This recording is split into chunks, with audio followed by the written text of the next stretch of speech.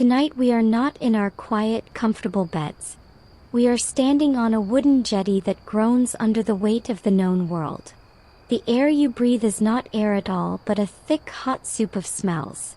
It's the sweet, heady perfume of sandalwood and cloves, the earthy punch of peppercorns tumbling from burlap sacks, the sharp tang of sweat from 100 straining porters, and beneath it all, the salty, muddy decay of the harbor. This is Malacca in the year. Well, pick one: 1498, 1510, 1520. The moment doesn't matter because for 2 centuries this is the center of the universe. You can't smell it, taste it on the back of your tongue, or feel the sticky heat gluing your tunic to your back. You're not imagining it hard enough. And a word of friendly, dry advice. You probably won't survive this. Not the journey, mind you, we'll get to the cyclones and pirates later, but the sheer, overwhelming sensory overload of this place. It's a miracle anyone got any business done. So, before you get comfortable, take a moment to like the video and subscribe, but only if you genuinely enjoy what I do here. Now dim the lights and let's ease into tonight's journey together. You are a shabandar, a harbor master's clerk, or perhaps you're just the anxious European factor for a consortium of Venetian bankers, standing on this dock with a wax tablet and a pounding headache. Your job is to ensure the precious cargo before you finds its way into the dark, cavernous belly of the ship tied up ahead. That ship is a jong, a Javanese vessel that looks less like a sleek European carrack and more like a floating mountain of teak. Its hull is clinker-built, with overlapping planks fastened with wooden pegs and fibers, making it flexible and mighty against the Indian Ocean's swells. Its stern rises like a castle, and its 2 vast, canted masts, already hung with sails of woven bamboo matting, seem to scratch the hazy sky. Historians still argue whether these ships displaced 500 tons or more than 1,000. But from where you're standing, dodging a rolling barrel of brine-pickled ginger, it might as well be a continent preparing to sail. The cargo coming aboard is a ledger of desires. Sacks of black peppercorns, as common here as pebbles but worth their weight in silver in Alexandria. Nutmeg from the Banda Islands, a hard brown seed nestled in a lace of crimson mace. 2 spices for the price of 1. There's cinnamon from Ceylon, bark curled into quills that smell of Christmas 2 centuries before the holiday was commercialized. Cloves from the Moluccas, tiny nail-shaped buds that numb the tongue and preserve meat. And sacks of a mysterious, lumpy root called ginger. Men strain under bundles of Indian cotton textiles, not as cargo but as packing material. The finest silks and spices are wrapped in cloth to protect them from the damp and the rats. Though the rats on this voyage will be impressively well dressed. It's a widely accepted historical fact that Malacca at its height was the paramount entrepot of the East, a place where over 80 languages could be heard on the docks. You hear them now: the guttural Arabic of merchants from Oman, the lyrical Tamil of Chettiar moneylenders clicking their abacuses, the rapid-fire Hokkien of Chinese traders from Fujian, and the brusque Portuguese of new, heavily armed arrivals who keep looking at the Sultan's fort on the hill with a calculating glint in their eye. Your own men are loading the final, most precious items: 2 small iron-bound chests. One contains pearls from the Persian Gulf, milky and perfect. The other holds raw sapphires and rubies from the mines of Burma and Ceylon. Gemstones are the perfect cargo. Immensely valuable, utterly impervious to rot and taking up almost no space. They are the secret currency of the high-end trade, the compact hedge against a shipwreck that takes all the pepper. As the chest is carried up the gangplank, you notice the Nakoda, the Javanese captain, watching. He doesn't smile. His face is a map of old storms. He knows the value of what he carries, and he knows the 8,000 miles of ocean, politics, and pure luck that stand between this dock and the Piazza San Marco. A less amusing historical detail involves the ballast. Before a single spice sack came aboard, the ship's hold was filled with rubble and sand for stability. But here in Malacca they used a more aromatic foundation. The bottom of the ship is lined with sacks of a lesser bulk spice like cassia or even bags of fragrant wood chips. If the worst happens and the ship springs a leak, you're not just bailing water, you're bailing spiced water. It's the most expensive bilge in history.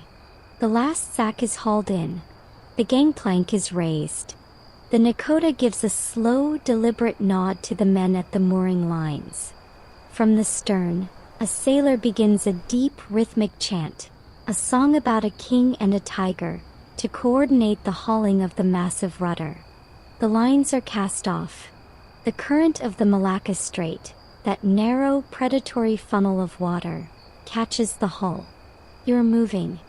The dizzying cacophony of the dock begins to recede, replaced by the creak of timber, the flap of canvas, and the sudden vast sigh of the open channel ahead. The city smells fade, slowly chased away by the clean, salty breath of the sea. You are no longer a clerk on a dock. You are a speck on a wooden shell, carrying a fortune in flavor, leaving the known world behind. Your voyage has begun on a tide of nutmeg and ambition. The fortress and the fever-dream chaos of Malacca's waterfront melt into a green, hazy line on the horizon. The silence that follows is not peaceful, it's anticipatory, heavy. You're in the strait now. This is not an ocean, it's a crowded, muggy hallway, 500 miles long and, at its narrowest point near Singapore, barely over a mile wide. Jungle presses down to the water's edge on both sides, a wall of impenetrable green that smells of wet oath and blooming rot. The air is still, oppressive, and the water is a slick, muddy brown. You are in the throat of the world's commerce, and everyone knows it. The nakoda has taken his place on the high stern deck, his eyes not on the compass, a novelty he views with suspicion, but on the water's texture, the color of the sky, the behavior of the birds skimming the surface. He's reading the world itself. This is where empires are choked. For centuries, control of this sliver of water meant control of the spice trade. The Srivijaya, the Majapahit, the Malacca Sultanate, and now, the Portuguese with their sinister, floating castles bristling with cannons, all fought and bled for it. Your Jong is not a warship. It's a fat, valuable target.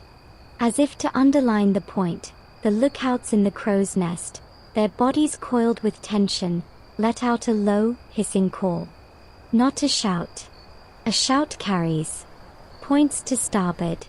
There, sliding from behind a verdant headland, is a lanong. A long, low proa with a terrifyingly large sail of multicolored cloth, its hull lined with shields. It moves with a silent, insectile skitter over the water. Pirates. Or, as they'd prefer to be called, the unofficial naval force of a local sultan whose territorial waters you are currently not paying tolls to. The crew doesn't panic. They've done this dance before. The nakoda barks orders. The rhythm of the ship changes. Sailors scramble to alter the set of the vast bamboo mat sails, catching what little breeze there is to eke out an extra half knot of speed. Others roll out mats along the gunwales, making it harder for grappling hooks to find purchase. The ship's few armed guards, a handful of mercenaries with fierce mustaches and matchlock arquebuses that are more threat than reliable weapon, take their positions. The protocol here isn't necessarily to fight. It's to make yourself look just troublesome enough to eat that the predator might seek easier prey. It's a widely accepted historical fact that piracy was a constant, institutionalized hazard in the strait, less a crime and more a regional economic activity. You could often negotiate a passage fee on the spot, a floating toll booth with very sharp teeth. Here's where you learn a lesser-known trick of the trade. The nakoda signals to a sailor, who disappears below deck. He returns with a small, grim-looking clay pot. From it, he takes a handful of a dark, granular substance and sprinkles it into a brazier of hot coals kept lit for signaling.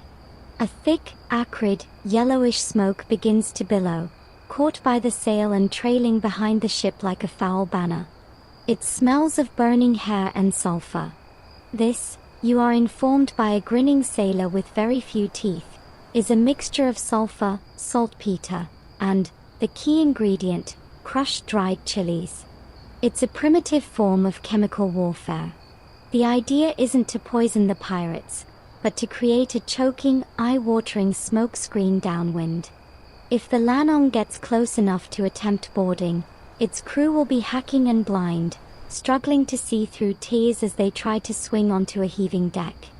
Historians still argue whether this was a common practice or a desperate folk remedy, but on this ship, with that skittering shadow still on the horizon, you are a true believer in the power of spicy air.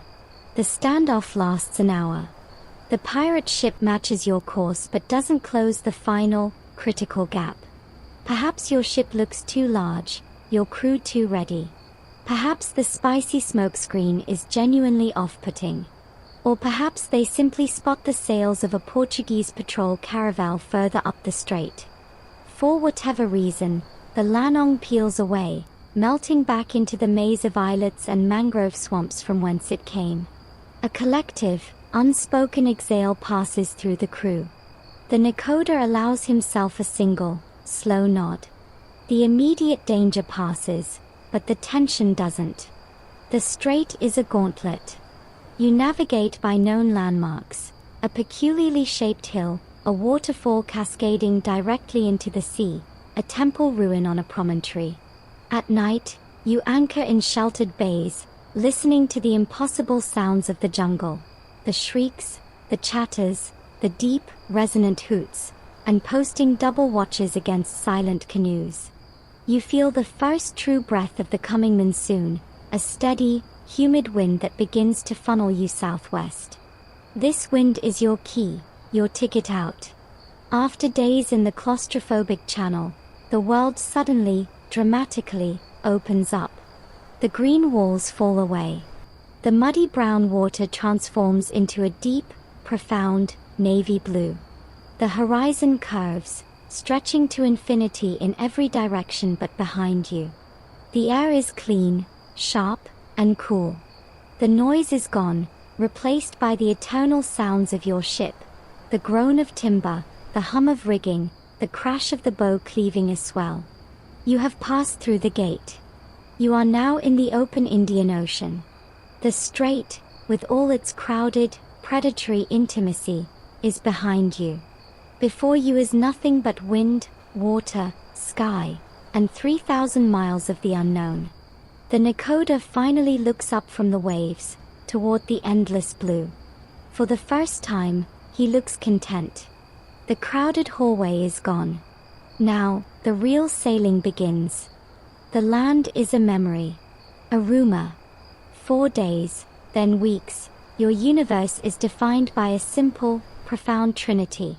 The deep indigo bowl of the sky, the darker, moving plain of the sea, and the wooden island of your ship between them.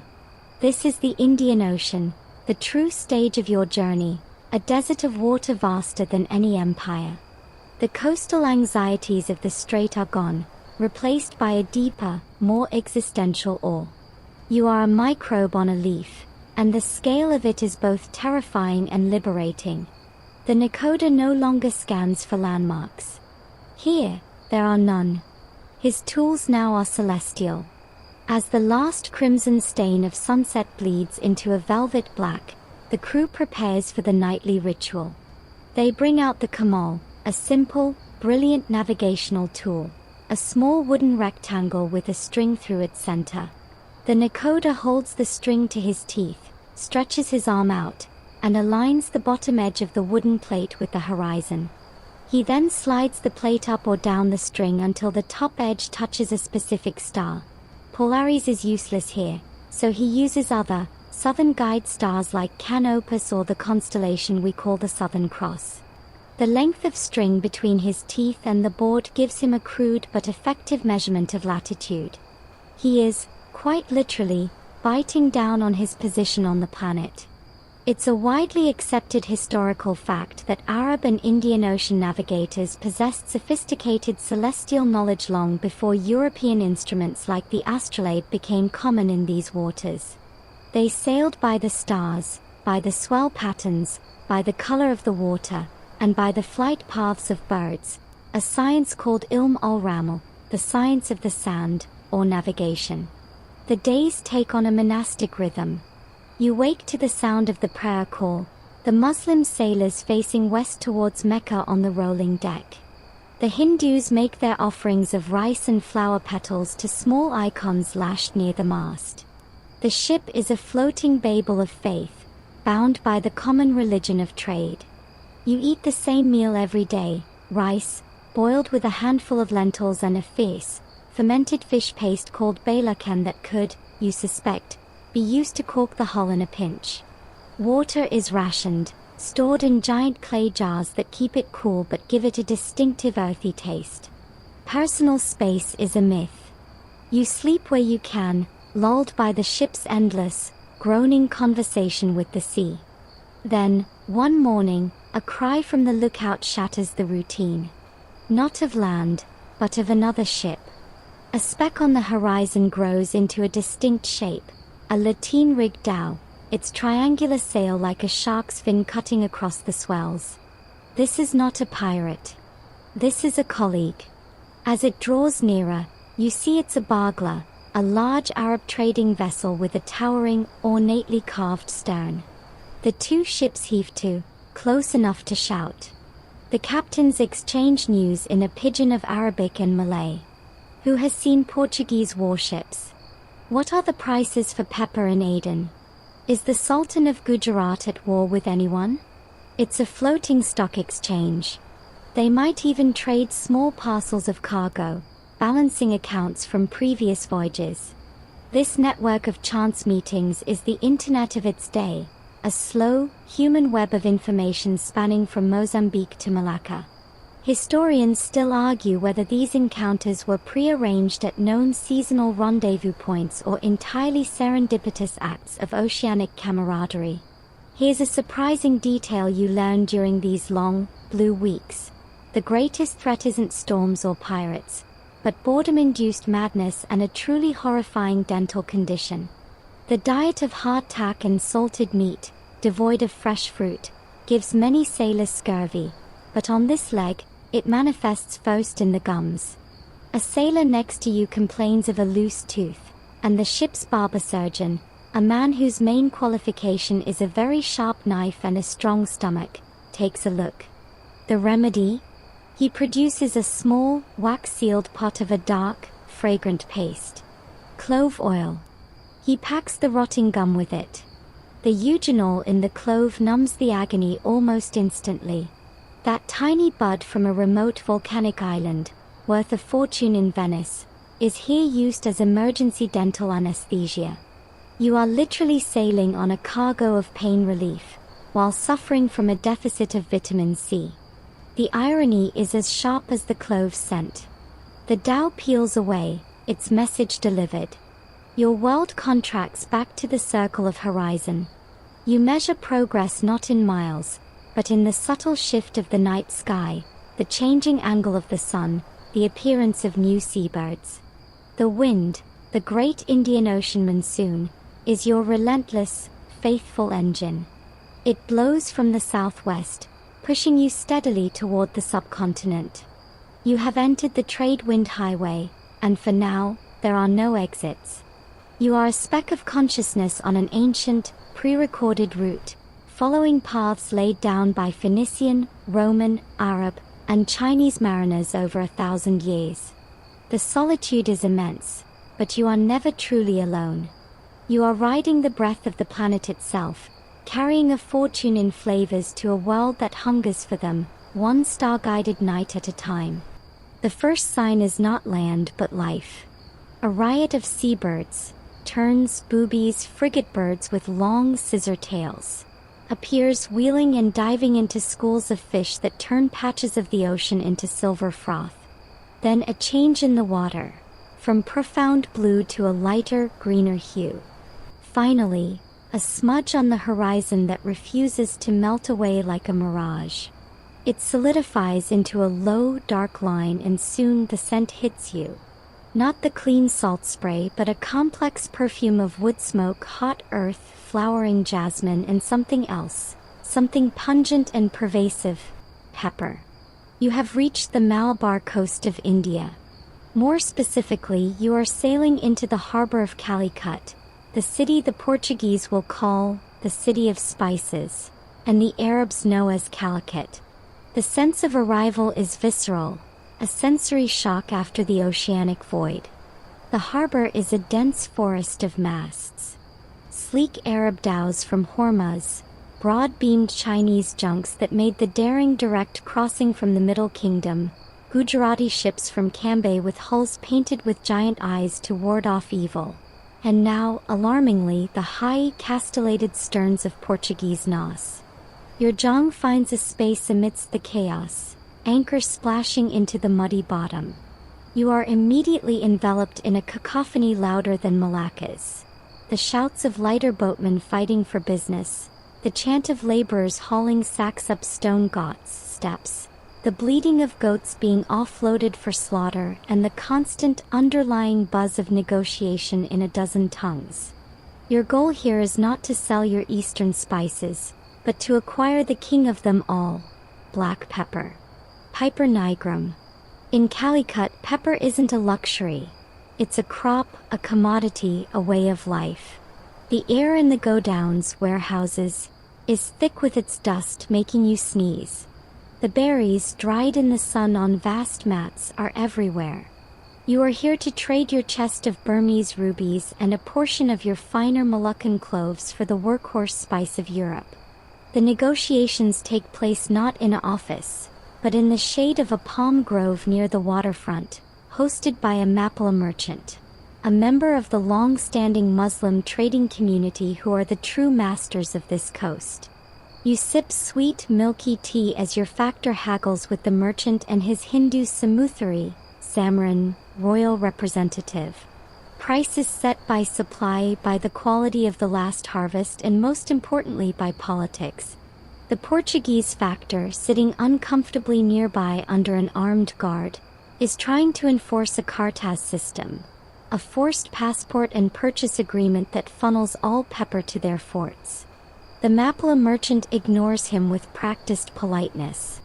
This is a widely accepted historical fact. For centuries, the pepper trade was controlled by a complex alliance of Hindu rulers, Muslim merchants, and Arab shippers, a system the Portuguese violently disrupted but could never fully replicate. The process of inspection is an art form. The merchant pours a handful of peppercorns onto a brass tray. The best are heavy, dense, and a uniform grayish-black. He shakes the tray. A hollow, lighter rattle signifies inferior, less oily berries. He invites you to bite one. A good peppercorn should have a sharp, complex heat that blooms on the tongue, not just dust. As you finalize the deal, you witness a lesser-known, slightly absurd facet of the trade: the pepper porters. These men, their bodies gleaming with sweat, carry sacks weighing over 200 pounds each up the slippery ghats from lighter boats to the warehouses. To prevent theft, a handful of pepper scooped into a loincloth is a day's wages. They work naked. A royal guard stands watch, ensuring the river of spice flows without diversion. It's a monumentally efficient, if somewhat startling, system of accountability. Your business takes days. You stay in a pucca house provided by your host, its walls painted with lime to cool the rooms. You eat off banana leaves, rice, fish curries red with chili, a New World plant that hasn't arrived yet, so the heat comes from long pepper or ginger, and fluffy appams, rice hopper pancakes. At night, you hear the distant sound of temple bells and the call to prayer from the mosque, a harmonious duality that defines the coast. Historians still argue whether Calicut's power was already in decline by the early 1500s due to Portuguese aggression, or if its ancient, adaptable trade networks proved resilient for decades longer. from where you sit watching your newly acquired mountain of pepper sacks be sewn into double-layered gunny for the next leg. It feels like a center of the world, albeit one with new, heavily armed and very rude neighbors throwing their weight around. The final night before departure, your host presents you with a gift, a small sandalwood box. Inside, on a bed of raw silk, are a dozen white peppercorns and a dozen green ones. White pepper is merely black pepper with the outer husk removed, often done by soaking in water, making it milder and favored in pale sauces in Europe. Green pepper is the fresh, undried berry preserved in brine. They are samples, a calling card for future business. You accept them, the delicate box feeling alien in your salt-calloused hands. The message is clear. This is not a one-time transaction. This is a relationship. You are now a link in a chain that stretches from these vine-covered hills of the Ghats to the dining tables of kings. The jang is loaded, riding lower in the water. The pepper is aboard. The wind is shifting. It's time to leave India's embrace and point your bow into the heart of the Arabian Sea. The solid, teeming world of the Malabar coast recedes once more into a blue haze. Your jang, now a floating pepper warehouse, turns its stone to India and points its proud due west, into the domain of the seasonal wind and a different master of the sea. The Nakoda has done his job. In the harbor of Cannanore, a day's sail north of Calicut, you transfer your cargo. This is the great handover. Your sturdy Javanese jang is built for the open ocean swells and the Spice Archipelago. For the next leg, the run across the Arabian Sea to the gates of the Middle East, you need a different beast. Your new home is a Bagla, a classic Arab deep-sea trader. Compared to the floating fortress of the jang, it feels like a racehorse. Its hull is sleek, ridden high out of the water, and it's dominated by two enormous lateen sails, vast, triangular wings of woven cotton that look impossibly large for the vessel. They are mounted on massive, sloping yards, giving the ship a distinctive, predatory silhouette, like a seabird with one wing permanently raised. The crew is different, too. Where your Javanese sailors were quiet and methodical, these Omani and Yemeni Arabs are boisterous, their beards scented with rosewater, their speech a rapid, poetic Arabic. Their captain is not a Nakoda, but a muallim, a word meaning teacher or master, specifically of navigation. He greets you with a firm handshake and eyes that have squinted at 1,000 sun-drenched horizons. The transfer is a ballet of controlled chaos. Your spice sacks, pepper from Malabar and the remainder of your clove and nutmeg from Malacca, are gingerly lowered into the Bagla's hold. The Arab crew handles them with a reverence that surprises you, not for the spices, but for the precise art of stowage. Weight distribution on this ship is a sacred geometry. A sack too far port could make her handle like a drunkard in the following sea. They use sandbags and loose pepper to fine-tune the trim, turning cargo into ballast. As you step onto the Bagla's deck, you feel it immediately. This ship is alive to the water. It vibrates, it hums, it yearns to run before the wind. The muallim shouts an order. The lateen sails, which had been loosely furled, are hauled up with a chorus of deep-throated chants. They snap taut, catching the full force of the southwest monsoon.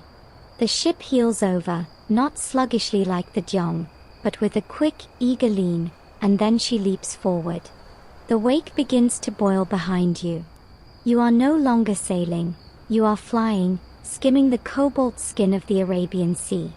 The muallim's navigation is a thing of legend. He uses the camel, yes, but his primary tool seems to be a combination of memory and inherited poetry. At night, he points out stars with names like Suhail, Canopus, and Ul Judi, Polaris, useful for latitude this far north. Reciting verses from ancient Romani, navigational manuals, that are part astronomy, part sailing directions, part epic tale. When you see the birds that dive deep, know the coast of Socotra is near. He speaks of the rubby Ullawall wind and the currents born in the Gulf of Aden as if they are old, occasionally temperamental friends. This oral tradition is a widely accepted historical fact, a vast library of knowledge passed from father to son, muezzin to apprentice, encompassing star paths, seasonal weather patterns, and the location of secret water sources on barren islands. Life aboard settles into a new rhythm, flavored by Arabia.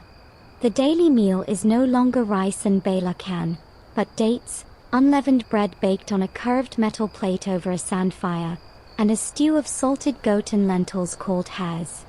The drink is not water, but weak, sweet tea infused with cardamom from these very waters.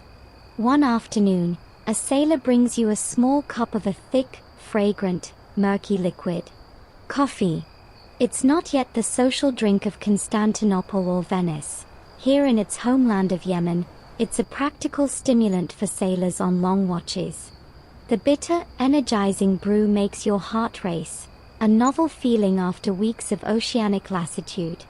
One evening, as the sun sets in a spectacular furnace blast, the muezzin joins you at the rail. He points to a seemingly blank patch of ocean ahead. There, he says, is the Bahr al-Kulzum, the classical Arab name for the Red Sea.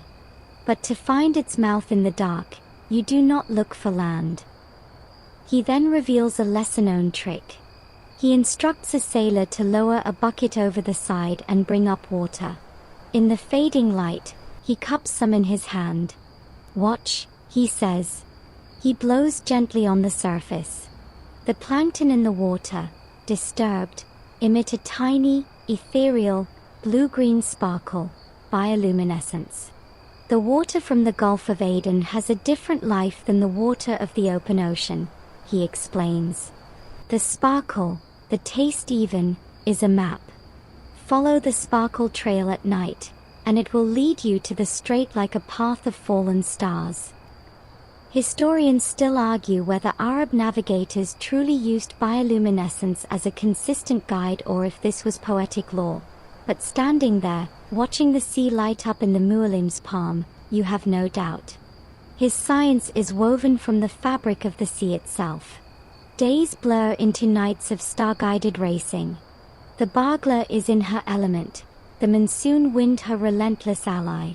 The Indian Ocean, once an empty expanse, now feels like a familiar, if mighty, road.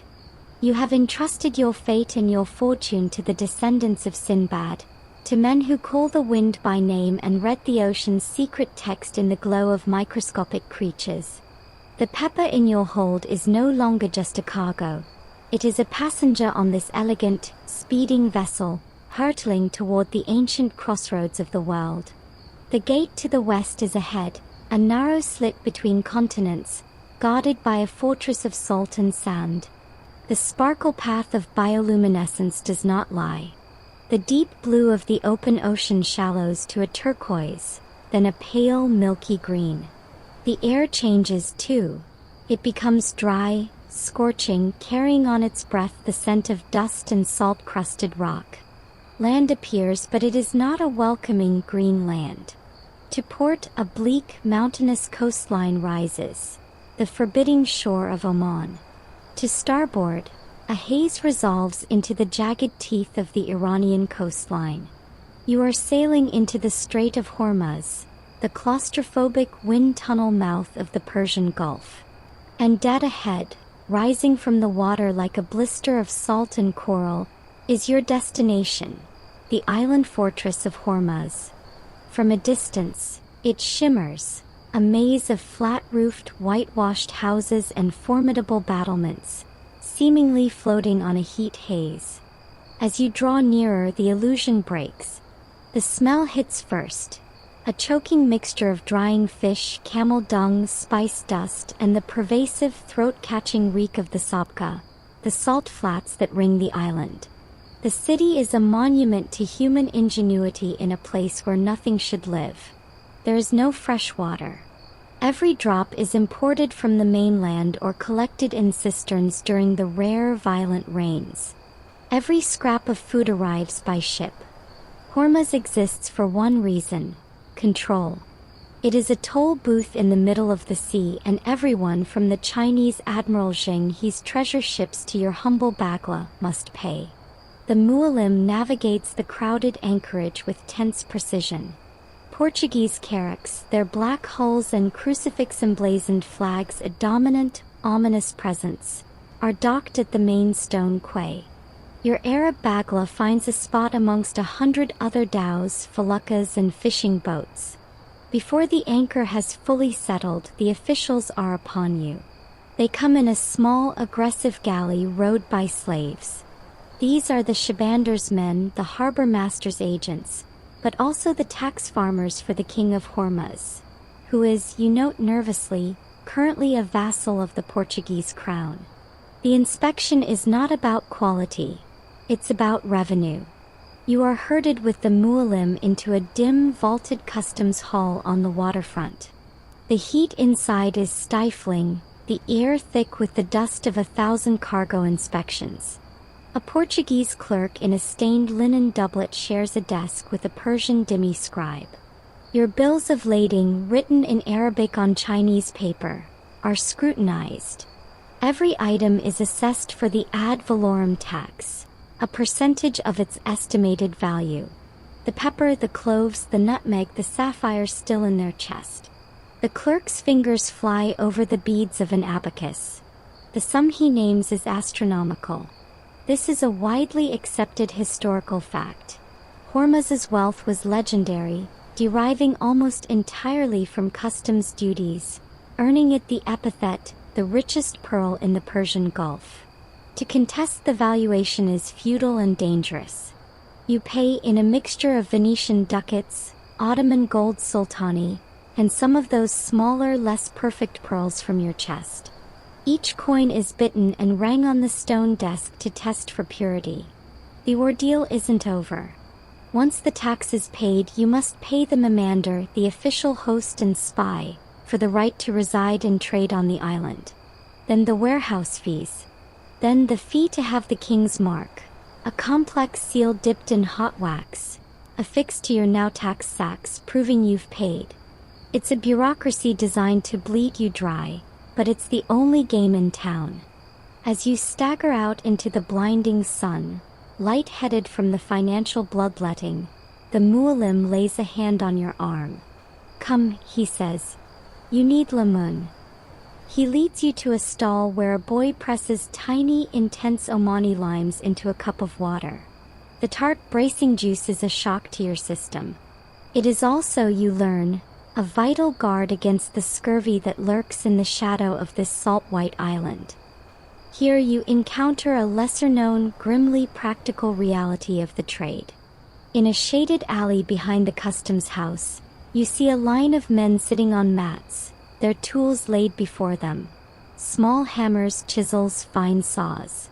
They are not craftsmen. They are stone cutters. A merchant ahead of you in line is arguing with one. He has a large, rough sapphire. The cutter's job is not to facet it, but to cleave it, to split the stone along its natural crystal plane. But to prove it's not a clever fake of colored glass. The cutter places his chisel, gives a precise tap with his hammer, and the stone falls into 2 or 3 smaller, but now verified genuine pieces. The loss in size and value is immense, but it's the price of trust in a market flooded with deception. You watch a fortune in potential jewelry being deliberately shattered into smaller coins of stone, just to satisfy a buyer's paranoia. Historians still argue whether the Portuguese tightening of control in Hormuz increased market efficiency or simply added another layer of corrupt, value-destroying friction to the ancient trade routes. Your business in this pressure cooker is brief. You are not here to sell but to transship. Your cargo, now officially stamped and taxed, is loaded onto a different, smaller and notoriously fragile vessel, a sambuc.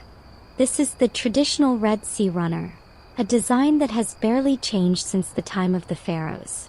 It's a tough, shallow draft boat, built to navigate the coral reefs and treacherous shoals of the Red Sea's southern reaches.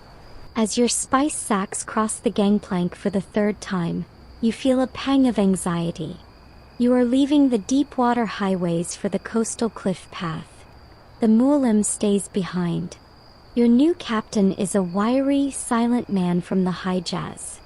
He nods once at you. The meaning is clear. The Arabian Sea is behind you. Ahead lies the desert sea and a run for the ancient ports where the land routes begin.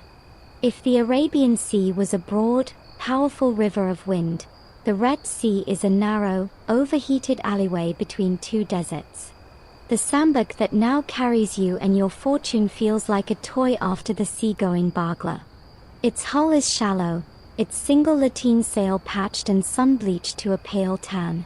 The moment you pass the rocky sentinels of the Bab el-Mandeb Strait, the Gate of Lamentation in Arabic, a name that does not inspire confidence, the world closes in. To your left, the bony, parched mountains of Yemen loom, baking in a haze. To your right, the even more desolate shores of Africa, the Danakil Desert, shimmer in the heat. The water is a strange, translucent green over dazzling white coral sand, beautiful and deadly in equal measure. The wind, your faithful engine, has turned traitor. Here in the Red Sea, the prevailing wind for much of the year blows from the north. To sail up it, towards your destination ports like Jeddah or Tor, your captain must become a master of the zabazeb, the intricate, maddening art of tacking against the wind. 4 days on end, the ship sails in agonizing, zigzagging legs, heeled over sharply, the rigging groaning in protest, making progress that feels geological. The heat is a physical weight. The sun reflects off the water and the pale desert cliffs, cooking you from above and below. The deck planks are too hot to touch barefoot. At noon, the crew drapes dampened rags over the water jars and retreats into whatever slivers of shade they can find, moving with the languid pace of lizards. This is not a route for the impatient or the deep draft ship. The Red Sea is a navigator's nightmare, littered with coral reefs that can rip open a hull as easily as a knife through silk. Your Nubian helmsman, his eyes permanently squinted, doesn't look at charts. He reads the water. A dark patch might be a deep channel, a lighter, turquoise patch signals a deadly shoal. At times, he orders a sailor to the bow with a lead line, calling out depths in a rhythmic chant. By the 7, by the 6, sand and shell, it is a widely accepted historical fact that Red Sea navigation was a specialized, local knowledge, often passed down within specific families or ethnic groups who knew its hidden passes and seasonal anchorages intimately. A Venetian or even an Omani deep-sea pilot would be utterly lost here. The tedium and the heat are broken by moments of surreal beauty and sudden terror. One night, the sea around the ship erupts in a frenzy of bioluminescence, not the gentle sparkle of the Arabian Sea, but a violent, greenish-white storm of light as a school of fish is chased by predators below. The wake of the ship looks like a trail of molten emerald. Then, 2 days later, a cry goes up. A reef, unseen, has grazed the hull along the port side. The sound is a deep, grinding shiver that runs through the entire vessel, stopping your heart. The ship shudders and slows. The captain barks orders, the sail is furled in a panic, and the lead line flies. Miraculously, the depth holds. You've struck, but not stuck. The crew hangs over the side, probing the damage with poles. They report a long, ugly scrape, but no breach.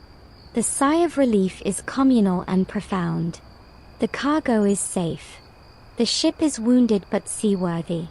A sailor produces a large cake of beeswax and resin, softening it over a brazier. He dives overboard with it, plugging the worst of the scrape in a temporary, underwater repair. It is a trick as old as the pharaohs. Here, you learn a lesser-known purpose for one of your spices. The constant, oppressive heat and damp threaten everything. One morning, you notice the captain taking a handful of your precious peppercorns, not the prime ones, but the broken, dusty debris from the bottom of a sack, and mixing them with linseed oil in a clay bowl. He then smears this thick, pungent paste along the seams of the smaller wooden chests holding the gemstones and the mace. You raise an eyebrow. For the worms, he grunts. The piperine in the pepper is a natural insect repellent. In this floating oven, even wood-boring worms are a threat to the integrity of a chest, and thus, to the fortune inside. Your cargo is literally protecting itself. You lose all sense of time, measured only in tacks and the slow crawl of the desert coast. Historians still argue whether the Red Sea route or the Persian Gulf route via Hormuz was more economically significant in this period. The Portuguese blockade attempts swung the balance back and forth for decades. But as you finally, after weeks of grueling effort, sight the distant minarets and palm groves of Jeddah, the port serving the holy city of Mecca, you understand its pull. This is the back door to Egypt, and Egypt is the shortcut to Venice. The land here may be barren, but the route is direct. The desert winds have tried to halt you, the coral has tried to claim you, but you've made it. The sea journey is almost over. Ahead lies the noise of the port, the groan of camels, and the beginning of the long, dusty overland trek where your spices will truly begin their astronomical climb in value. The Sambuk's shuddering finally ceases as its hull grinds softly onto the sandy beach of Tor, a smaller, less frenetic port than Jeddah, north of the Sinai Peninsula. The sail collapses with a weary sigh. You have reached the end of the maritime line. For over 8,000 miles, from the mangrove swamps of Malacca to this scorching Egyptian shore, the sea has been your road, your prison, and your protector. Now, you must trust your fortune to the land, a land of dust, rock, and beasts of burden. Disembarkation is a process of shocking solidity. After months of a deck that rolled and pitched beneath you, the unmoving ground feels alien, as if the planet itself is stubbornly refusing to sway. Your legs, tuned to constant micro-adjustments, feel like jelly. They call it sea legs, but it's really a betrayal by your own ankles. You stagger a few steps on the hot sand, feeling like a newborn foal, while the crew, long accustomed to these transitions, laughs good-naturedly. The spice sacks, however, are handled with utmost care. They are not thrown. They are carried on the backs of sinewy stevedores from the ship to the beach, where a new kind of expert takes over, the caravan master. He is a Bedouin, his face a map of wrinkles carved by desert wind and sun, his head wrapped in a thick, dusty keffiyeh. He says little, but his eyes miss nothing. He inspects each sack, not for quality, but for weight, balance, and the integrity of its stitching. A burst sack on the desert trail means more than lost spice. It means delay, and in the desert, delay is a slow cousin of death. His men, lean and tough as old leather, begin the loading of the camels, the single-humped dromedaries of Arabia. This is a science. Each beast is made to kneel, groaning with that peculiar, disgruntled gargle that is the camel's permanent state of being. The sacks are slung in pairs over specially designed wooden saddles called shaddad, balanced with exquisite precision. Too much weight on one side and the saddle will slip, crippling the camel and scattering your fortune across the sands. A widely accepted historical fact is that the overland caravan routes, like the famous Darb al-Hajj, the pilgrimage road, you will partially follow, were the vital arteries connecting the Indian Ocean trade to the Mediterranean world, maintained and protected by complex treaties with desert tribes. As the last camel is loaded, the caravan master approaches you with a small clay bowl filled with a thick, black, tarry substance. He gestures for your hand. Puzzled, you extend it. He dips his thumb in the tar and presses it firmly onto the back of your wrist, leaving a clear, sticky print. Then he does the same on the flank of the lead camel, and on the side of one of the spice sacks. It's a merchant's mark, but more than that. In the featureless desert, if you are separated from the caravan or if sacks are mixed at a caravanserai, This unique, smelly fingerprint is your claim of ownership. It's the DNA test of the 16th century. You watch as your personal, pungent sigil is applied to every sack, every chest. Your fortune is now literally marked by you. The caravan sets off at dawn, when the desert still holds the night's chill. The silence is profound after the constant creak and groan of ships. The only sounds are the soft shuffle of countless camel feet in the sand, the occasional snort or grumble, and the whisper of the wind over the dunes. The heat builds with terrifying speed. By mid-morning, it is an oven. You wrap your head in linen, leaving only a slit for your eyes. The world reduces to the swaying backside of the camel in front of you and the shimmering, wavering horizon. You learn why the caravan moves at night whenever possible, guided by the stars just as your ships were. At a dusty oasis, a cluster of date palms around a brackish well, you witness a lesser-known ritual of the trade. The caravan master takes a single, perfect nutmeg from a small pouch you've kept for personal trade. With a sharp knife, he carefully shaves a few slivers into a cup of boiling water. He offers it to you. It's not for flavor. As you sip the bitter, aromatic tea, he explains. In the close, filthy confines of a caravanserai or on the trail, fevers and stomach ailments are rampant. Nutmeg, in very small doses, was believed to be a powerful febrifuge and digestive aid. You are drinking medieval penicillin. The line between spice and medicine, you realize, has always been blurry. That same nutmeg, grated over a lord's posset in London, will be a luxury. Here, it's a survival tool. The days blend into a monotony of heat and dust. You stop at massive, fortress-like caravanserais, where for a fee you can rest within walls, safe from bandits, and your camels can water. The air in these courtyards is a rich stew of animal sweat, spices, cooking smoke, and human exhaustion. Historians still argue whether the markups on spices occurred more during these dangerous overland treks or during the complex transshipments and taxes at maritime choke points like Hormuz. As you pay exorbitant fees for water, for protection, for fodder, watching your Venetian ducats dwindle into the purses of desert sheikhs, you feel the truth. Value is added with every mile of risk. The pepper is literally absorbing the cost of the desert itself. After weeks of this terrestrial slog, you see it, a smudge of green on the horizon that doesn't disappear. Then, the glint of sunlight on distant water, not the Red Sea, but the sweet, fresh expanse of the Nile. Beyond it, a haze that resolves into a silhouette of impossible buildings. You have reached the Nile Delta. The caravan master points, his first unnecessary gesture in days. Al-Iskandariya, he says.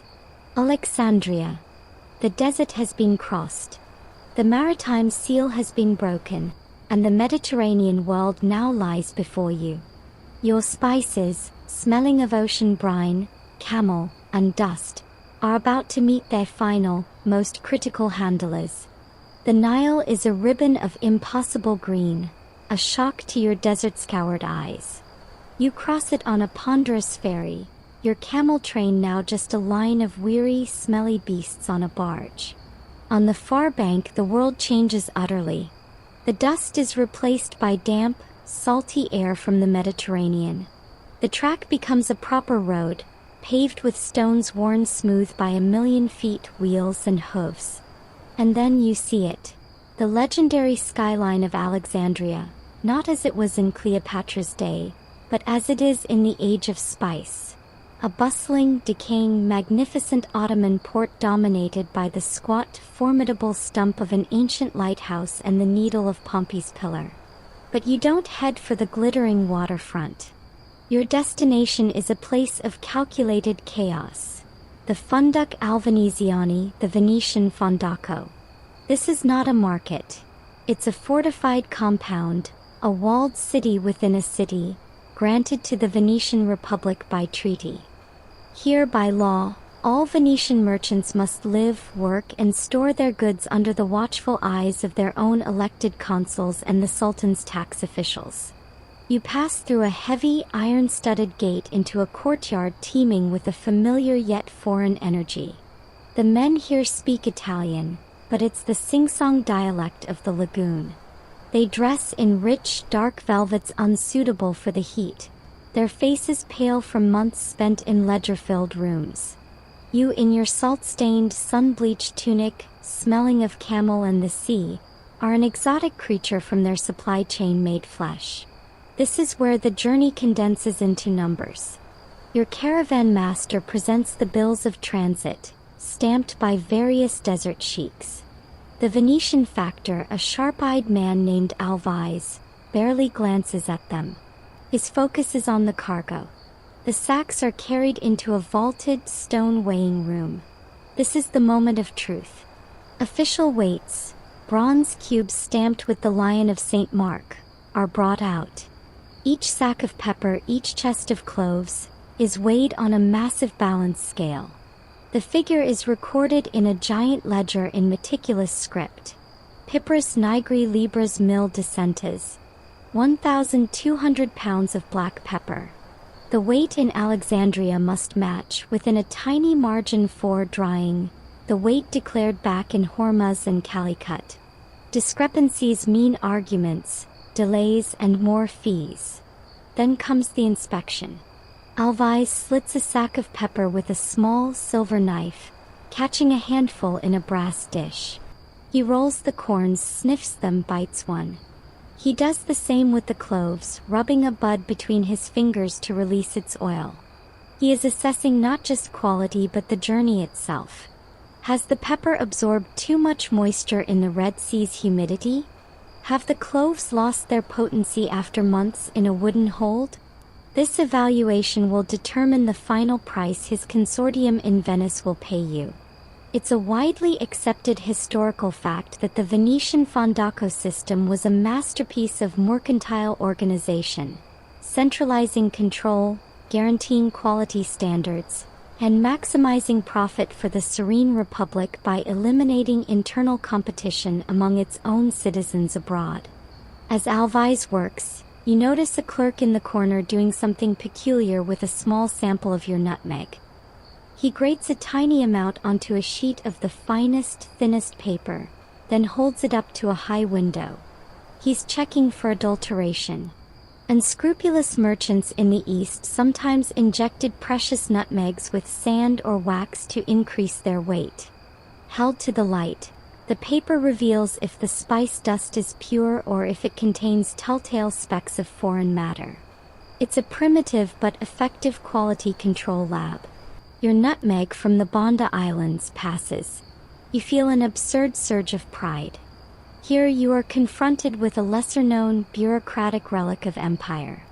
Alvise, satisfied with the quality, presents you with a document. It is a mochattino, a receipt and bond. It states the weight and quality of your goods, promises payment in Venice, but not to you. It is made payable to the original Venetian investor whose capital financed your journey. You are merely the agent, the physical thread connecting capital to commodity. Your reward is a pre-negotiated percentage, a slice of the astronomical profit that will be realized not here but in the Rialto. You have crossed oceans and deserts, survived pirates and reefs, only to be reminded that you are a cog in a vast, impersonal machine of finance. The romance of the journey ends here in a dry legal script. Historians still argue whether this rigid state capitalist model was the source of Venetian strength or the seed of its eventual stagnation, as it stifled individual entrepreneurial risk. Your personal role is effectively over. The spices are moved into the fondaco's secure warehouses, which smell overpoweringly of every exotic thing that has ever passed through them. Alvise offers you a token of the transition. A cup of strong, bitter, unspiced wine. It tastes alien after the teas and coffees of the East. For the stomach, he says. To forget the desert and remember home. You drink, watching through an archway as your sacks, now stamped with a new Venetian mark, are stacked alongside hundreds of others. They are no longer your pepper, your cloves. They are Venetian inventory. The most dangerous part of their journey is complete.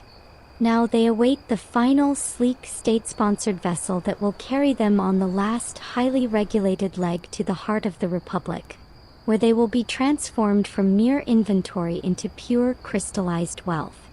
The wine has barely settled in your stomach when you are summoned to the Alexandrine waterfront at dawn. The sight that greets you is a shock to a system accustomed to the rounded hulls and lateen sails of the East. Tied up at the Venetian wharf is a Gallia di Mercato, a merchant galley. It is a creature of pure purpose, long, low, and lean, like a weapon slipped into the water. Its hull is painted in the Republic's colors, a deep red ochre and vibrant white. From its stern flies the flag of the Lion of St. Mark, not just a symbol, but a statement of sovereign power. This is not a ship that asks for passage, it demands it. Boarding is a lesson in discipline. A gangplank wide enough for 2 men leads to the main deck, but you are not greeted by the chaotic energy of a Diong or the quiet expertise of a Bagla. Instead, a junior officer, the comito, stands rigid, checking your name against a manifest. The crew, the Galeotti, are not free sailors. They are a mix of free men from Venice's poorer islands and Zontaroli, day-wage oarsmen, working under the watchful eyes of the armoriero, the master-at-arms. There is no laughter, no singing. The air crackles with a tense, military efficiency. Your marked spice sacks are already being loaded, not by shouting stevedores, but in a silent, human chain that passes each sack from the dock into the galley's surprisingly vast hold with metronomic precision. Every inch of space is calculated. Spices are packed against bales of Egyptian cotton, sacks of alum, a vital fixative for dyes, and chests of other luxuries. This ship is a floating warehouse, a state-subsidized bullet of commerce. You meet the captain, the nocchiero. He is a patrician, a noble serving the Republic, clad in a functional dark wool cape. His authority is absolute. He shows you your berth, a cramped, canvas-screened space below the aft deck, a privilege compared to the rowers who will sleep on their benches. He then lays down the law, the schedule, the convoy formation, the watch bells, the absolute prohibition of candles or open flames below deck. One spark in that hold filled with spice dust and desiccated textiles would create an inferno visible from Constantinople. It is a widely accepted historical fact that the Venetian state galley system, with its scheduled nude convoys to Alexandria, Beirut, and beyond, was the logistical backbone of its empire, a socialist-capitalist hybrid where the government built the ships, set the routes, and auctioned the cargo space to its citizens, ensuring a steady, controlled flow of wealth. As the last sack is stowed, you witness the crew's final, bizarre preparation. Sailors bring up buckets of a thin, soupy porridge, the zappa, the daily ration of boiled beans, barley, and stale biscuit. But before it's served, the ship's surgeon, a weary man with vinegar-soaked rags tied to his belt, pours a generous stream of a sharp, amber liquid into the communal pot. Wine vinegar. He then grates a small, hard nut into the mixture. It's not nutmeg, but a kola nut from West Africa, traded through Egypt. The vinegar fights scurvy. The kola nut, a stimulant, fights fatigue. Every meal on this voyage is a calculated dose of pharmacology to keep the human engines rowing. The ship departs not with a chant, but with a series of sharp whistles from the comito. The sail, a large, square-rigged lateen on a single mast, is raised. But the primary power for maneuvering out of the crowded harbor comes from the oars. At the beat of a drum, 50 oars on each side dip into the water in perfect, terrifying unison. The galley moves with a jerking, insectile power, cutting diagonally away from the dock. The sound is a rhythmic, mechanical thunder. The drums beat, the groan of the oars in their leather-lined ports, the collective exhale of 100 men. You are no longer on a ship guided by the stars and the wind's whim. You are on a machine, a cog in a state clockwork, and every beat of the drum is a tick towards Venice. Here, you learn a lesser-known and slightly grim hierarchical detail. At mealtime, the rowers eat their fortified zappa from wooden bowls on their benches. The sailors and marines eat slightly better. But you, as a passenger merchant, are invited to the captain's table under the aft canopy. The meal is spare but includes a luxury, a small pot of honey from Crete. But the captain produces a small, personal pepper mill, a rare and expensive item, and grinds a few fresh peppercorns from your cargo over his portion of dried fish. It's a symbolic act. He is tasting the literal fruits of this rigid system, the very reason this military-seeming vessel exists. The pepper, still months from market, is already performing its duty, motivating the machine that carries it. Historians still argue whether the discipline aboard these galleys was born of necessary efficiency for survival in a pirate-ridden sea, or if it reflected the increasingly authoritarian, corporatist nature of the late Venetian state. The sun sets over the Alexandrine lighthouse. The drum falls silent. The oars are shipped. The galley, under sail now, catches the evening breeze, heading north. The rhythmic human thunder is replaced by the rush of water along the hull, a faster, sleeker sound than any ship you've been on. You lie in your canvas bunk, feeling the vessel's eager vibration. The freedom of the Indian Ocean is a memory. You are now in the final, controlled pipeline, speeding toward the heart of the maze. The Mediterranean awaits, and it is not a trade route. It is a battlefield. The open Mediterranean is a different kind of blue, a hard, brilliant azure under a sun that feels cleaner, sharper than the humid blaze of the Red Sea. But its beauty is a trap. This is not the empty, wind-driven highway of the Indian Ocean. This sea is a crowded chessboard and every piece is armed. Your galley does not sail alone. In the morning light you see them. 2 other Venetian gallie de mercato, their red and white hulls forming a precise triangle with your own. This is the convoy. Safety in numbers, Venetian style. The Narration explains the formation from the aft deck. Your ship, the largest, is at the apex. The other 2 sail slightly behind and to the sides. It creates a defensive wedge. From the masthead of each galley flies a long, narrow pennant, snapping in the wind, a signaling system. Different patterns communicate simple messages. Sail sighted, form line abreast, prepare to repel. The mood is not one of trade but of patrol. Marines Fanti de Mar check their equipment. Breastplates, helmets, the long, fearsome sponton, a type of half-pike, and the ubiquitous crossbow and, increasingly, the unreliable but loud arquebus. The rowers, when not at the oars, are drilled in basic defense.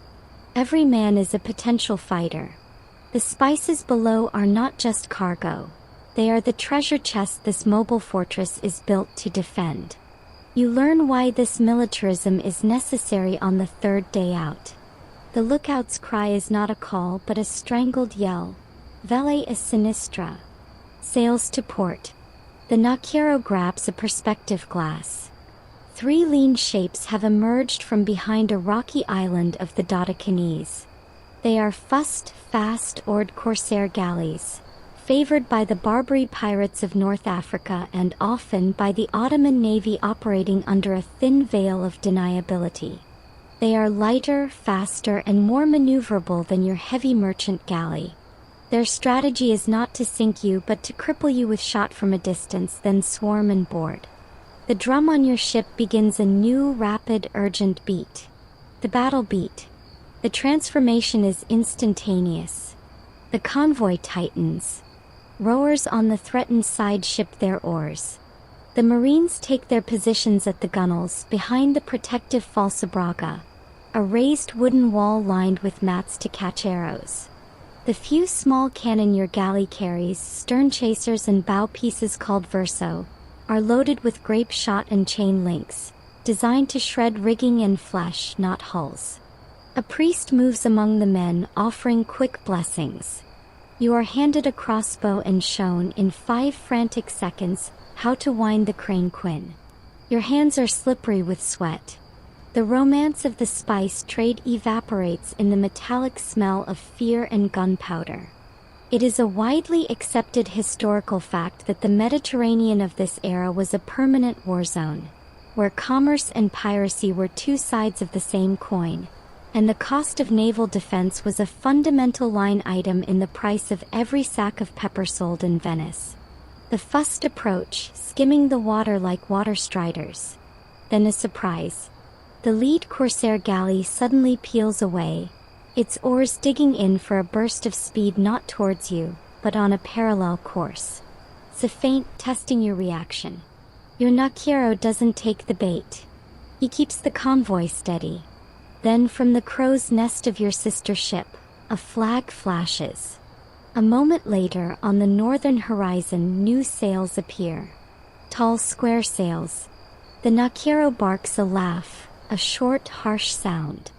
Ragazzoni, he shouts. It's a slang term for the big, rounded sailing ships of the Genoese, the eternal rivals of Venice.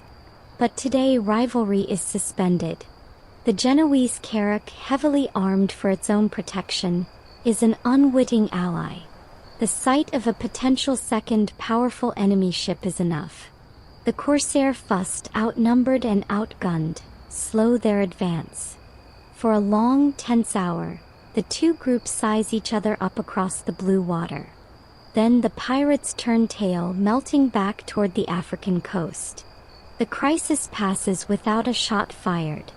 In the relieved silence that follows, you notice a sailor tending to a marine with a deep gash on his arm, sustained not in battle, but from a slipping pike during the frenzy of preparation. The surgeon cleans it with vinegar, then reaches for a small pouch.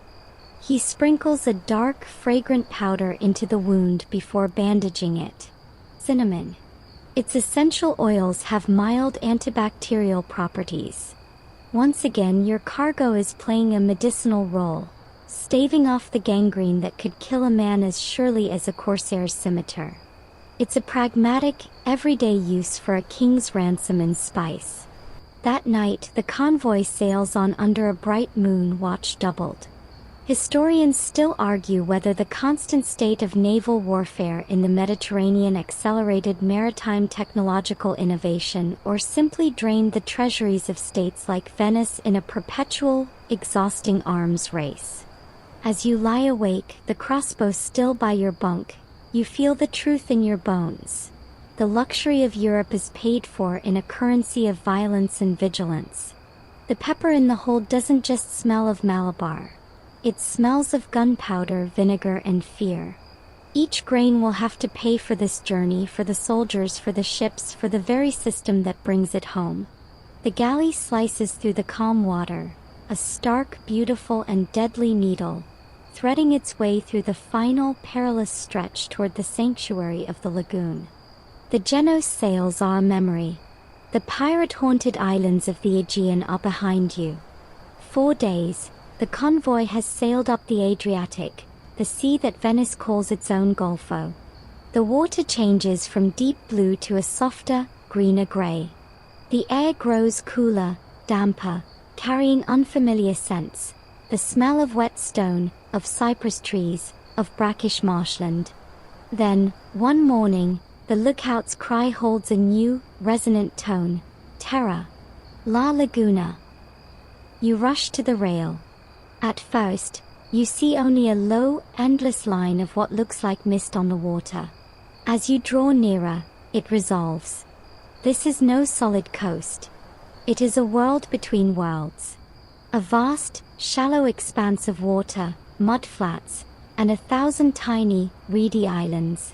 This is the Venetian lagoon, a natural fortress.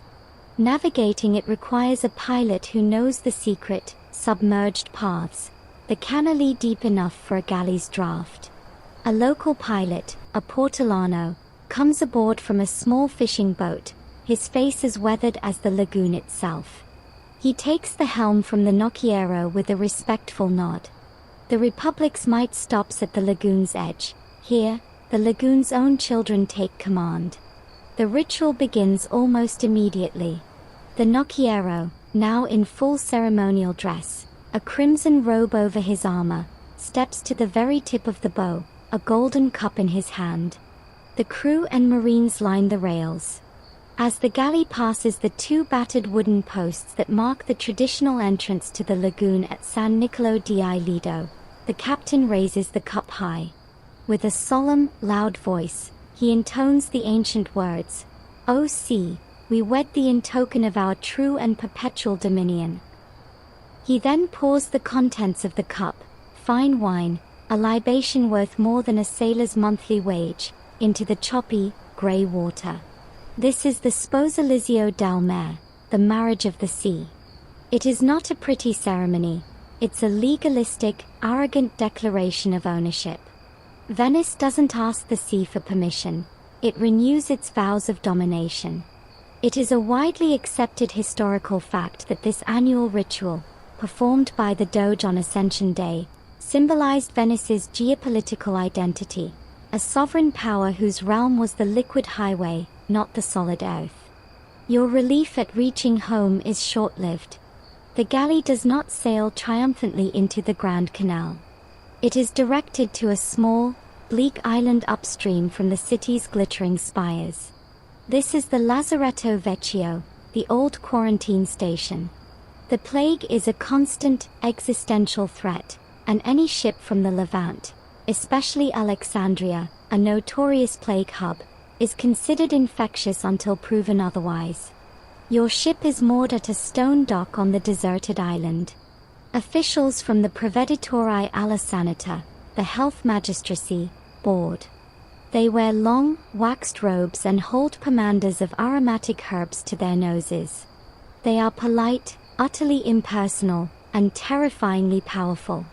They order everyone off the ship, crew, marines, you. You are to wait.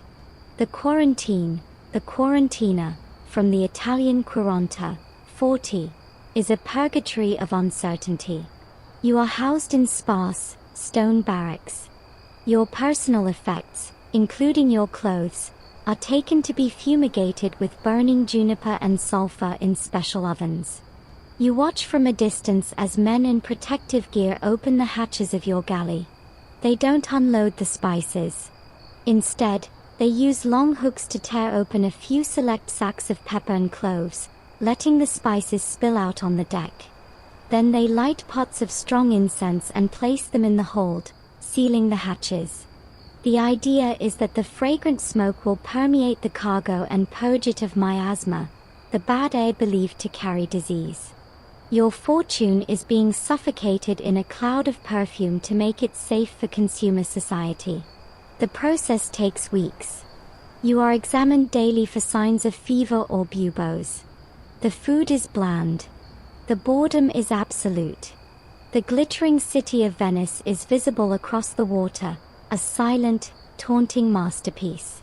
Here, you encounter a lesser-known, darkly bureaucratic side of the Republic's efficiency. One of the health officials, a clerk, approaches you with a ledger. He needs to verify the manifest for the fumigation records. But as he reads the list, pepper, cloves, nutmeg, mace, he pauses at gemstones. He looks up. "These cannot be smoked, signore," he says flatly. "They must be purified another way." The method? The chest of rubies and sapphires is taken, under guard, to an isolated shed. There, it is placed in a vat and covered not with incense, but with pure, strong vinegar for a week. The acid is believed to cleanse the stones of plague essence. You can only hope it doesn't damage the delicate gold filigree of the settings. It's a reminder that in Venice, public health trumps everything, even the preservation of luxury. Historians still argue whether the Venetian quarantine system was a pioneering, effective public health measure or a superstitious, economically damaging overreaction. As you count the days, watching the sails of other ships being turned away until their own quarantina is complete, you feel its brutal logic. Venice survives by being a nexus.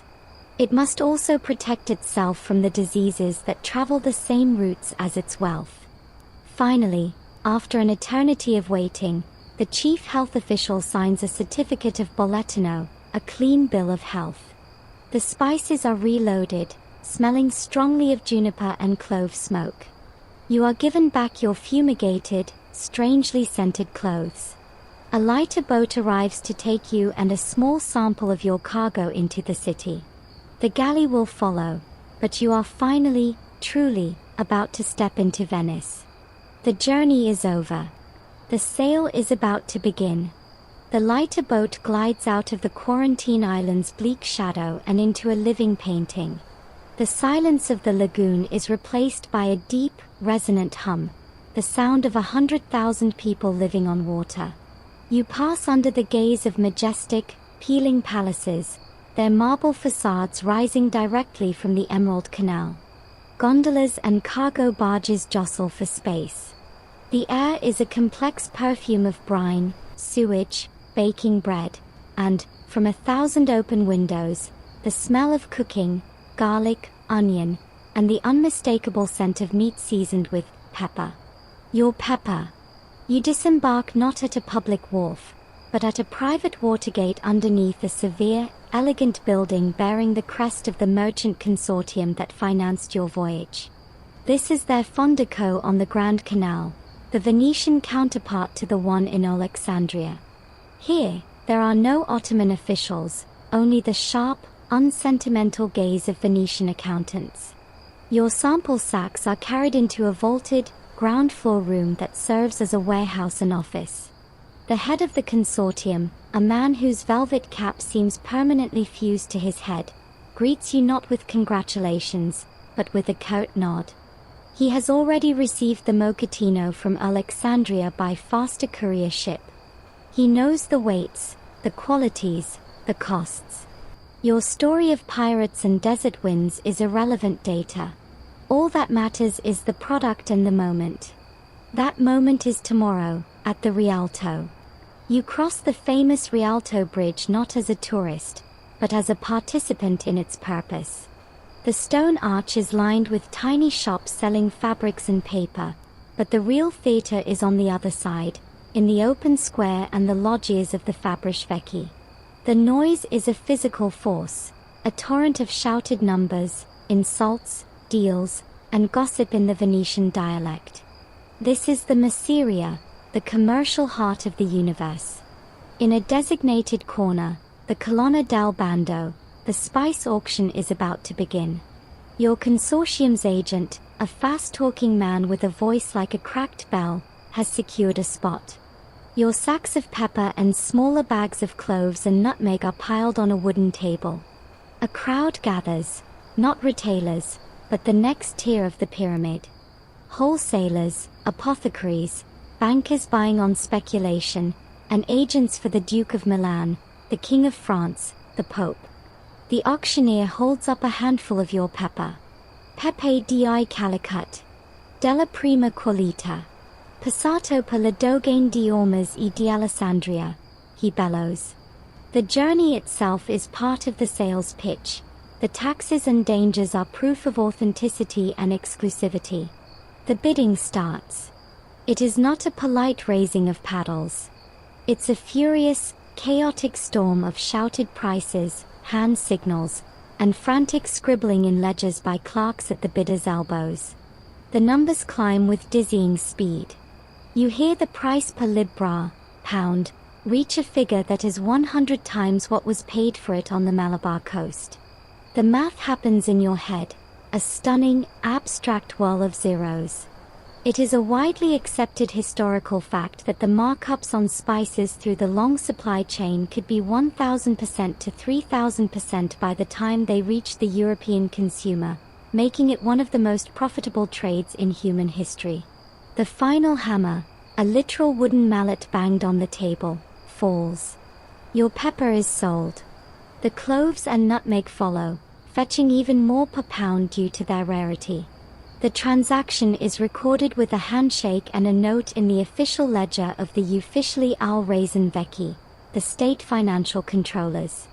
The deal is done in minutes.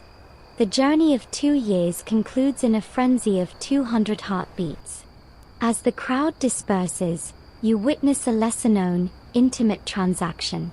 The consortium head approaches you with a small, heavy purse. Your share. The pre-negotiated percentage of the profit. It is a life-changing sum of gold ducats. But as he hands it over, he also places a tiny, cloth-wrapped bundle in your other hand. You unwrap it. Inside are 3 objects: a single, perfect peppercorn, a clove, and a fragment of nutmeg. Per ricordare Illinois Viaggio, he says. To remember the journey. It is a poignant, almost philosophical gesture. The abstract fortune is in the purse. The physical reality of what you risked your life for, the flavor, the scent, the essence, is reduced to these 3 tiny specimens in your palm. The mountain of spice is now someone else's inventory, about to be dispersed across Europe. Your personal connection to it is severed, symbolized by this miniature souvenir. The financier then leads you to a nearby stall under the arcades, a special, an apothecary spice merchant. He buys 2 small packets. One is a mixture of ground pepper, cinnamon, and ginger, labeled Piperata Pecan, pepper mix for meat. The other is a finer powder of just cloves and nutmeg, per confetti e vini, for sweets and spiced wines. He gives them to you. Now you taste it as a Venetian does, he says. Historians still argue whether the astronomical profits of the spice trade were primarily captured by the state and its patrician financiers, or if they trickled down to create the broader prosperity that funded the Venetian Renaissance. Holding your tiny spice tokens and the expensive seasoning blends, you have your answer. The greatest wealth flows to the top, while the flavor, at a stiff price, is what trickles down. You walk away from the Rialto, the purse heavy at your belt, the taste of the journey, metallic, salty, dusty, still in your mouth. The spices are sold. Your contractual duty is complete. But the journey of the spices themselves is not over. They are now released into the bloodstream of the city, and you have one final chance to follow them, from the wholesaler's stall to the dinner table of the elite, to see what all this effort was truly for. The purse of ducats is a welcome weight, but it feels abstract, a reward for a ghost of a journey. To understand what you've really done, you need to follow the spice. You leave the shouting of the Rialto and slip into the shadowy, narrow alleyways behind it, the Cali. The scent guides you, a concentrated, pungent cloud pouring from the open door of a ground-floor workshop. This is a speciaria, part apothecary, part spice grinder, the final processor before the commodity becomes consumable. Inside, the air is a golden haze of spice dust. A giant stone mill, turned by a patient donkey in a back courtyard, grinds peppercorns into fine powder with a deep rhythmic rumble. In smaller mortars, men with cloths tied over their noses and mouths pulverize cinnamon bark and nutmeg with precise, heavy pestles. The master of the shop, the Speziali, is not a rough trader. He is a respected artisan, almost an alchemist. He consults handwritten recipe books, blending different grades of pepper for heat, adding a precise pinch of ginger for brightness, a hint of costly saffron for color and prestige.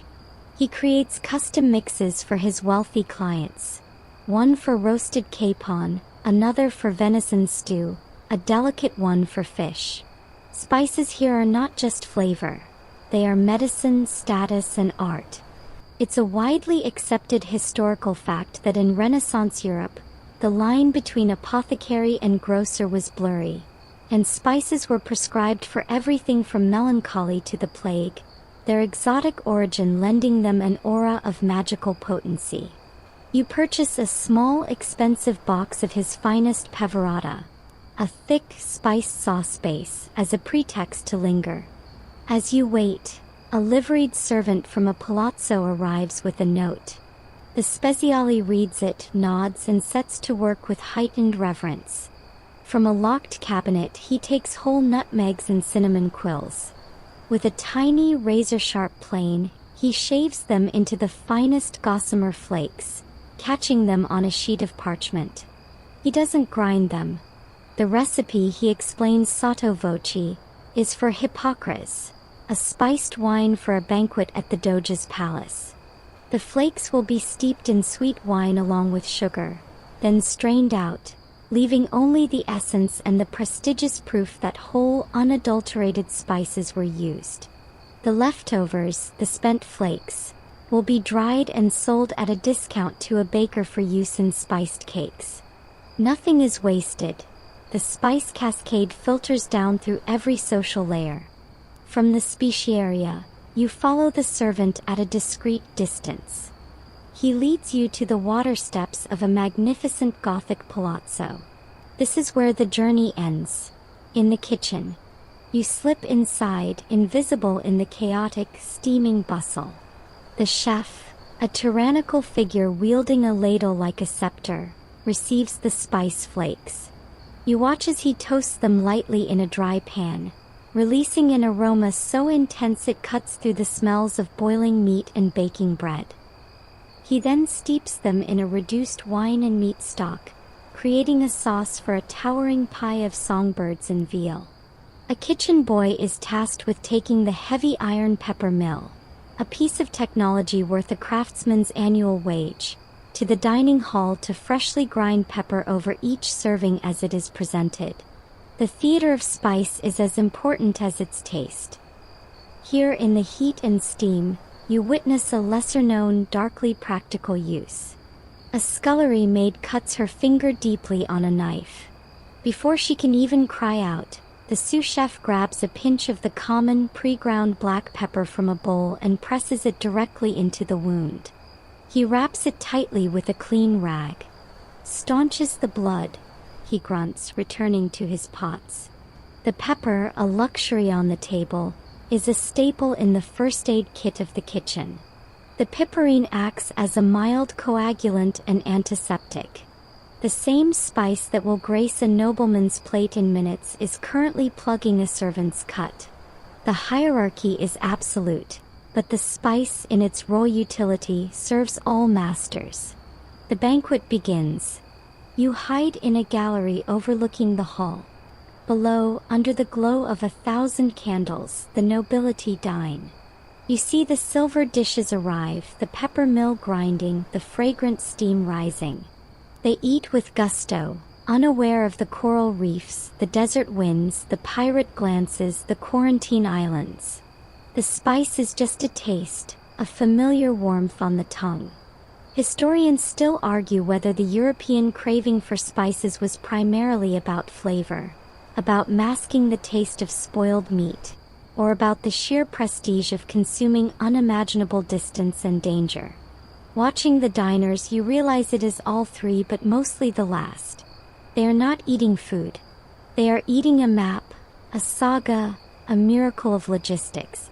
They are consuming the world. And as the last sauce is sopped up with white bread, the final journey of your spices is complete. They have been transformed from physical hardship into social capital, from a cargo of risk into an experience of power. The circle is closed.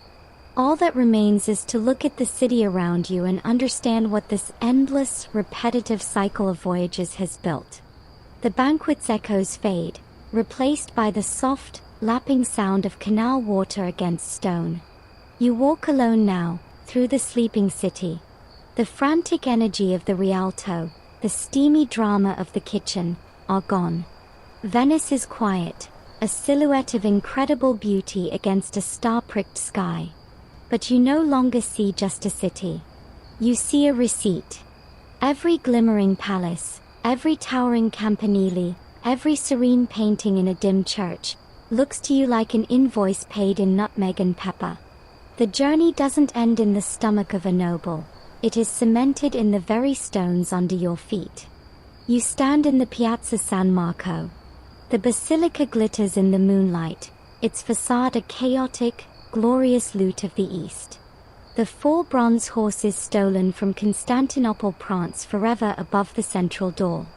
The golden mosaics inside, depicting biblical stories, are made with tesserae of glass and gold, the pigments for the blues and reds carried on the same galleys that bore your spices. The very essence of Venetian power, the public, sacred, and opulent heart of the Republic, is a direct deposit from the trade routes. It is a widely accepted historical fact that Venice built its unparalleled artistic and architectural patrimony on the wealth generated by its mercantile empire, with the spice trade being the most lucrative artery of all. The city is not just a merchant's hub, it is a monument to the profit margin. You wander toward the Grand Canal, passing the colossal, ornate bulk of the Ciudad d'Oro, the Golden House.